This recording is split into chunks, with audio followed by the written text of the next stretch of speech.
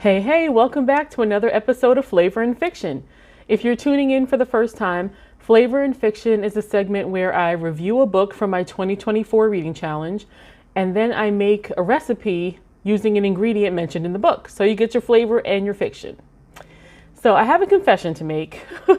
I actually filmed this already once today, but my microphone was not plugged in, so you could barely hear anything that I was saying. So here I am again. So we'll get started. This book was actually an office book club pick. My job picked my nomination. So we read Mosquitoland by David Arnold. And there wasn't a ton of food mentioned in the book, but there was a scene where there were a couple of canned hams. So I chose ham as my special ingredient, and today I made a cheesy ham and hash brown casserole. Now I took this thing to work and it was devoured. Everybody loved it, and it's such a simple recipe. I gave the recipe to everybody. So stay tuned toward the end of this video. You can see how I made it, and I do a little taste test before I go to work. But again, without the mic, you won't be able to hear too well, but bear with me. But first we're gonna get into the book. So this is a young adult novel about a girl named Mary Iris Malone, and she goes by Mim. She's 16 years old. She lives with her father and her stepmother.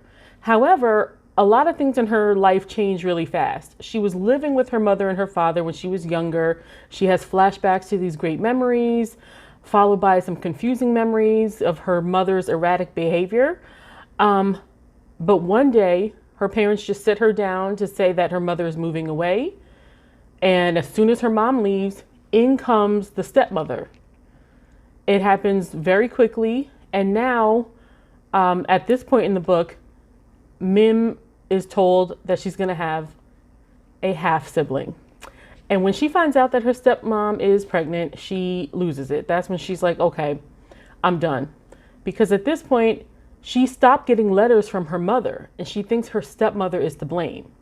So with her mom leaving, the stepmother arriving, the stepmother getting pregnant, and not hearing from her mom, she's had too much.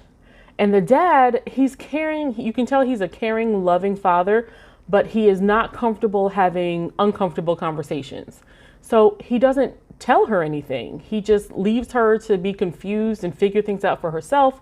So of course, 16, like her mind is spinning. She doesn't know who she can talk to. So then she decides to borrow some money from her stepmother, and she jumps on a bus and she heads from Jackson, Mississippi, I think is where they were, to Ohio, where her mother is. The last letter she got from her mother was in Ohio. So she's determined to find her and figure out what's going on with her life. And it's really on this bus trip that she figures out the best and worst that humanity has to offer. She meets a lot of people that change her life, some for the better, some not. And she's journaling the whole time, so you get to see like the inner workings of her mind that way. And I think for a male author, I think this guy really did a good job kind of outlining the inner workings of a 16-year-old girl's mind, which is hard to do. I find that a lot of male authors sometimes oversimplify or way overcomplicate what they think a young girl or a woman is thinking. So I think he did a really good job.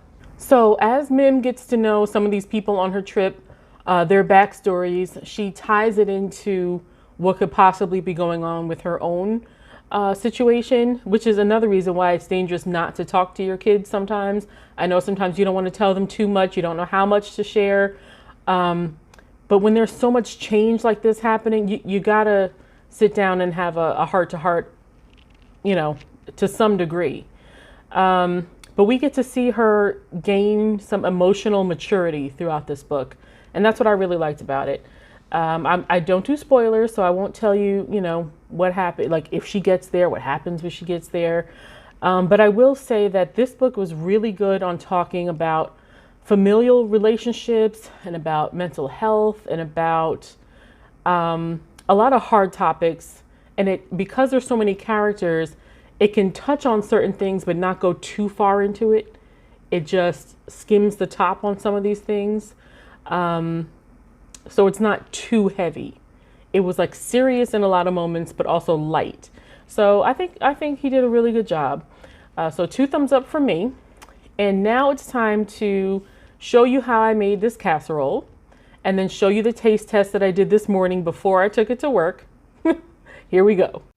First, you take your 8-ounce ham steak, any flavor you want, dice it up, put it in the bowl, then add your condensed cream of potato soup. It may not look very appetizing, but it'll smell really good. Then add in your shredded hash brown potatoes, and this is where I realized I needed a bigger bowl. Okay, now we have our sharp cheddar cheese and sour cream, and you're just going to mix all the ingredients and spread it out evenly in your pan. It'll look like that. Then you top it with some grated Parmesan cheese, and it will look like this going in, and it will look like this coming out. Cheesy potato hammy goodness. So you see it came out looking really good. Now don't laugh, but I just took out a little tiny piece to try.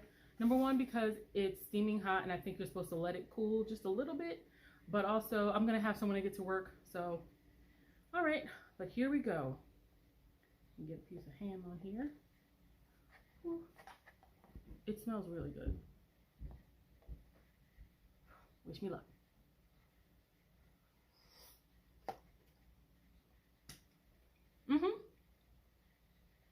It's really good. But how can you go wrong with potato and cheese? Okay. Well, now I'm excited to get to work and have my breakfast. So there you have it. You saw how I made it. I took it to work, like I said, and it was devoured in seconds. So success. I'm going to put the link to the recipe and to the book down below in the description. Be sure to subscribe, and you'll probably see me next week because I have a lot of catching up to do. I think I'm behind 4 books that I have to share with you guys. So tune in next time, and happy reading and happy eating.